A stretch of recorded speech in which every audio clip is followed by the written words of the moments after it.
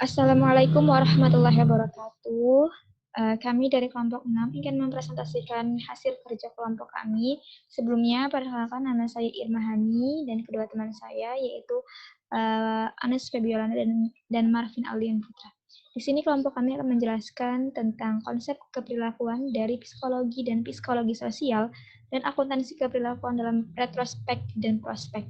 Baik, selanjutnya akan dijelaskan oleh teman saya, kepadanya dipersilakan. Baik, di sini saya akan menjelaskan mengenai konsep keperilakuan dari psikologi dan psikologi sosial. Yang pertama ada nilai yaitu keyakinan-keyakinan dasar bahwa pola perilaku atau bentuk akhir keberadaan secara pribadi atau sosial lebih disukai.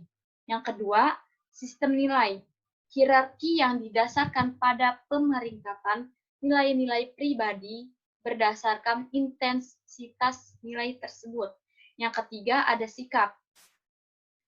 Sikap adalah hal yang mempelajari mengenai seluruh tendensi tindakan, baik menguntungkan maupun yang kurang menguntungkan, tujuan manusia, objek, gagasan, atau situasi.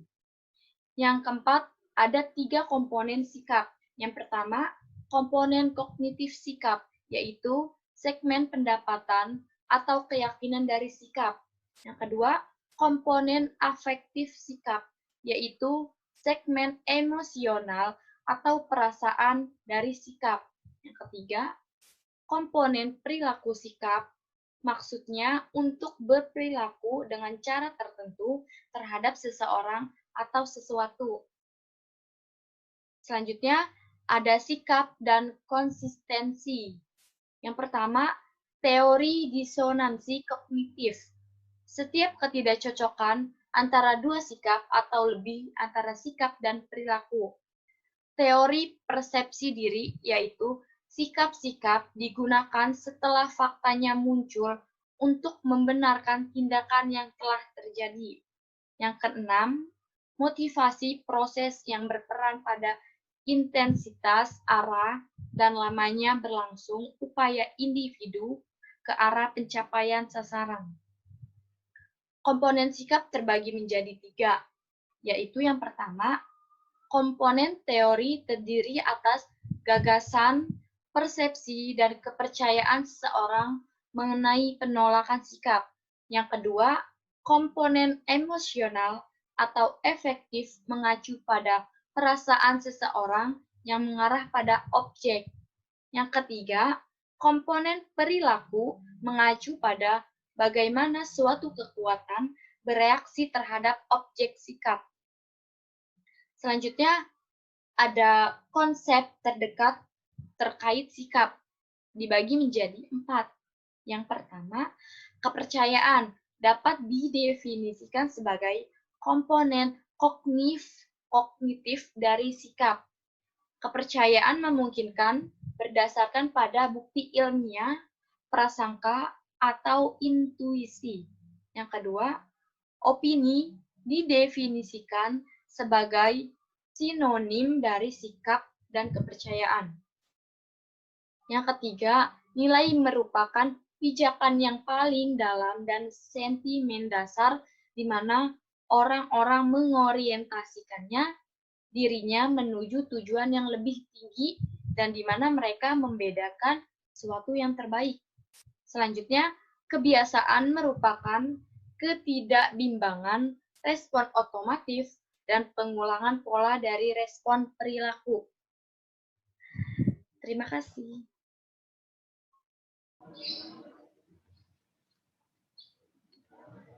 Assalamualaikum warahmatullahi wabarakatuh. Perkenalkan, nama saya Marvin Aldian Putra, NPM 18412010.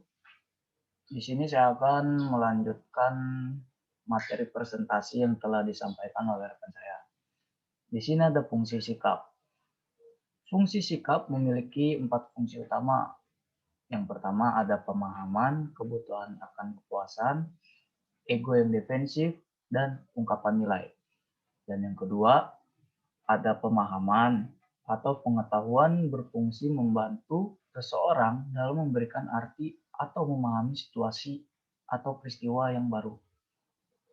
Yang ketiga, sikap juga melayani fungsi defensif ego dengan melakukan pengembangan atau perubahan guna melindungi manusia dari pengetahuan yang berlandaskan kebenaran mengenai dasar manusia itu sendiri.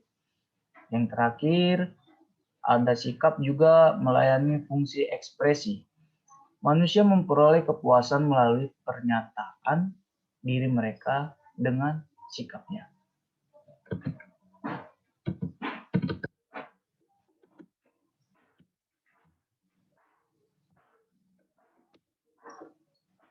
Beberapa teori terkait dengan sikap. Yang pertama, teori perubahan sikap dapat membantu memprediksikan pendekatan yang paling efektif. Sikap mungkin dapat berubah sebagai hasil pendekatan dan keadaan. Yang kedua, teori penguatan dan tanggapan stimulus dari perubahan sikap terfokus pada bagaimana orang menanggapi rangsangan tertentu. Yang ketiga, teori pertimbangan sosial. Teori ini menjelaskan manusia dapat menciptakan perubahan dalam sikap individu jika manusia tersebut mau memahami struktur yang menyangkut sikap orang lain dan membuat pendekatan setidaknya untuk dapat mengubah ancaman. Selanjutnya ada konsistensi dan teori perselisihan. Teori ini menekankan pada pentingnya kepercayaan dan gagasan masyarakat. Teori konsistensi menjaga hubungan antara sikap dan perilaku dalam ketidakstabilan walaupun tidak ada tekanan. Teori dalam sistem, teori perselisihan adalah suatu variasi dari teori konsistensi. Selanjutnya ada teori disonansi kognitif. Teori ini menjelaskan hubungan antara sikap perilaku.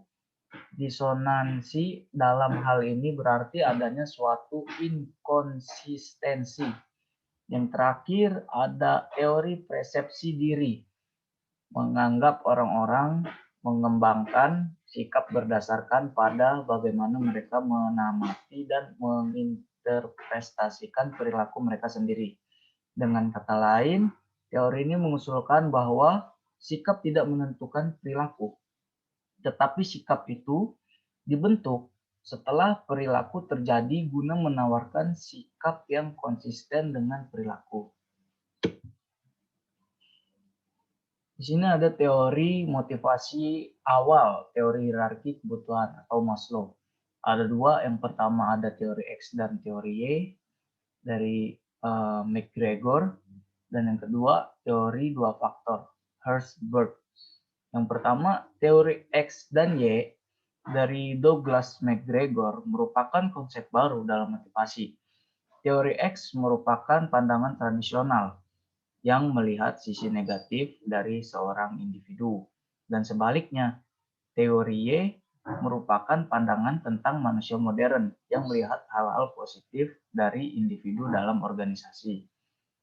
Dan yang kedua ada teori dua faktor. Teori dua faktor menyatakan bahwa faktor-faktor tertentu di tempat kerja yang menyebabkan kepuasan kerja. Sementara pada bagian lain ada pula faktor lain yang menyebabkan ketidakpuasan. Ada masih lanjutan yang tadi, teori hierarki kebutuhan.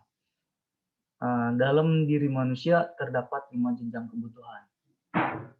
Yang pertama ada psikologis. Ini yang kita rasakan ya, seperti lapar, haus, dan kita juga butuh perlindungan. Kayak contohnya tempat tinggal, kita juga membutuhkan pakaian, dan lain-lain. Dan yang kedua juga ada keamanan, keselamatan dan perlindungan terhadap kerugian fisik dan emosional. Yang ketiga ini ada sosial, ada kasih sayang, rasa memiliki, diterima dengan baik, dan persahabatan. Yang keempat ada penghargaan, harga diri, otonomi, prestasi, status, pengakuan, dan perhatian. Dan yang terakhir, yang kelima ada aktualisasi diri. Aktualisasi diri ini ya dorongan untuk menjadi seseorang sesuai ambisinya. Baiklah, slide selanjutnya akan dijelaskan oleh rekan saya.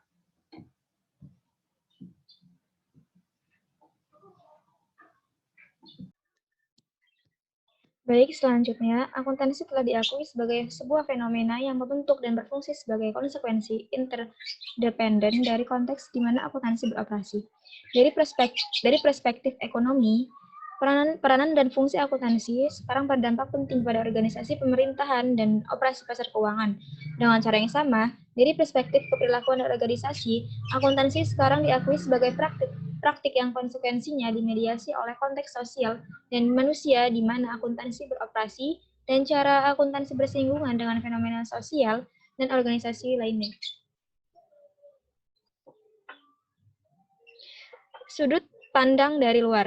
Tinjauan yang disampaikan oleh Burgstaller dan Sundemen menunjukkan perbedaan yang luar biasa, yang besar sebagai orang luar dari bidang tersebut.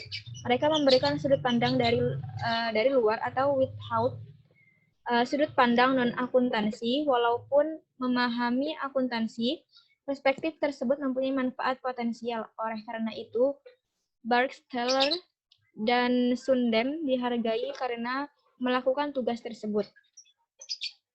Kesulitan-kesulitan spesifik yang dicatat oleh Burgstaller dan Sundem mencerminkan sejumlah pendirian evaluatif.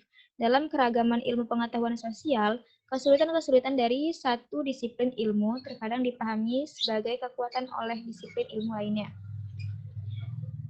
Menggerakkan agenda riset ke depan.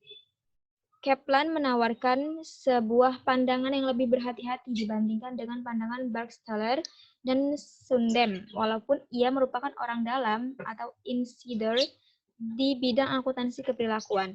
Menurut Kaplan, akuntansi keperilakuan memberikan penekanan yang adil terhadap pemahaman sempit, dikendalikan metode dan cepat melakukan studi yang sebagian tampaknya dihasilkan oleh budaya akademis Amerika. Dengan memandang cara ini, tidak perlu ada konflik antar tinjauan substantif dan kumulatif yang disampaikan oleh Burgstaller dan Sundem, seperti frustasi yang disampaikan oleh Kaplan dan Preset lainnya. Poin tersebut seharusnya tidak perlu diulang. Namun, dengan seluruh kemungkinan saat ini yang berkaitan dengan research kasus, poin fundamental ini sering dilupakan. Penekanan dapat diberikan secara mudah terhadap pembangunan legitimasi dan atas latihan. Bukannya pada dasar intelektual dan konteks yang dibutuhkan untuk mengaplikasikan teori ke dalam praktik. Satu isu terakhir yang disampaikan oleh Kaplan adalah nilai dari komentar selanjutnya, yaitu perhatiannya terhadap teks akuntansi, khususnya dalam area akuntansi manajemen. Lalu selanjutnya adalah pasang surut aliran kemajuan. Tinjauan Lord tentang perkembangan pemikiran keperilakuan dalam akuntansi memperkuat banyak temuan dari research lainnya. Dalam hal ini, fakta bahwa seri awal studi yang berorientasi organisasional yang dilakukan oleh Ohio State University tidak menghasilkan momentum berkesinambungan merupakan hal yang menarik. Baik Lord, Burgstaller maupun Sundem mengomentari signifikan intelektual dari konversi sebagai kunci untuk area pengembangan lebih luas. Mungkin itu saja yang kelompok kami dapat sampaikan. Lebih dan kurangnya kami mohon maaf. Kami akhiri. Wassalamualaikum warahmatullahi wabarakatuh.